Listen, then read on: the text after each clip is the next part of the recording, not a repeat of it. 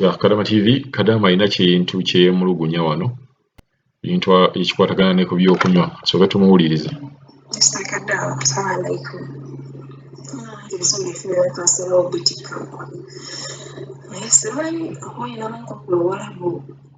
wena communication eri ba Walabu kibuli Mr. Kadama tumirazi muntu kintu wangi omuntu kyekulira kyekola kyenkoye kyemuwadde ebbanga munnange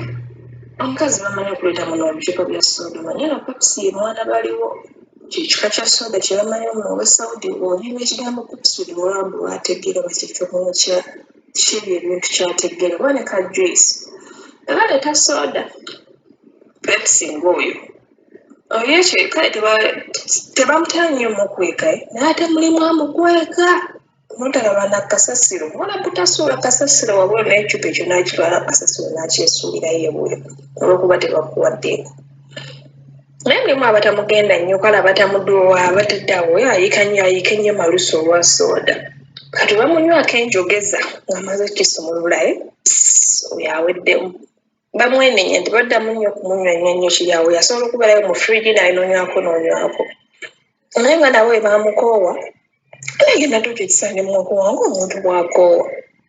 obuzibu bwange buli ka juice obuzibu bwange buli ka juice obuzibu bwange buli ku juice ejje baagenda wano bayita ekyupa kya juice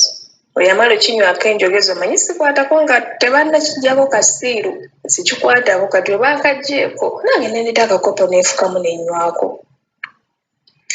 kuba kifaanana nga nti oba omuntu omulala yamunywedde kyoba kiye tabigenda nnyo kuba ye yanyweddeko dda munnange nga nange nywako akakopo kati olwaleero mukulu Kadama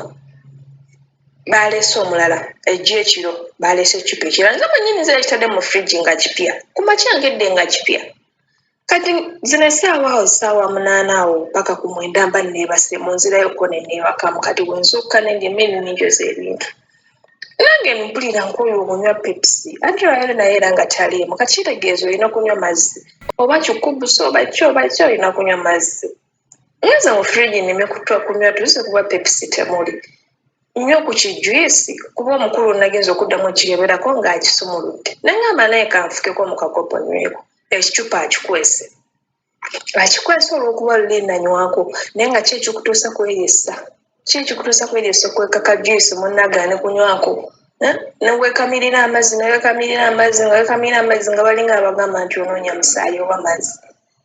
ate nga n'amazzi tegakola bulungi juice yakola obulungi ne soda takola bulungi bintu by'omusaayi sagalanga musawo naye nkikooye kati akikwese naye nga bwe nywako mba nkuyiseeko nnyo eziri ku akawunti eziba zizze kwange kati omanyi naye kyengenda okukola mukulu Kadama sigenda kwoza bintu kinnumye nnyo sigenda kwoza bintu anoonya n'abyoza okuleka nga gy'ekicupa ekyo akizeewo mu firiji nange nyweko oba si kyo ngenda kinoonya ate nze bwe musooka okkiraba ngenda kunywa obukopo 2 awo njoze ebintu bw'akizaayo mu ddembe nga simugambye nja kunywako kamu njoze ebintu bw'atakikola ngenda kuddayo mu buliri mwebaka ekikoola munnange manyi engeri mukulu Kadama gy'otuyambamu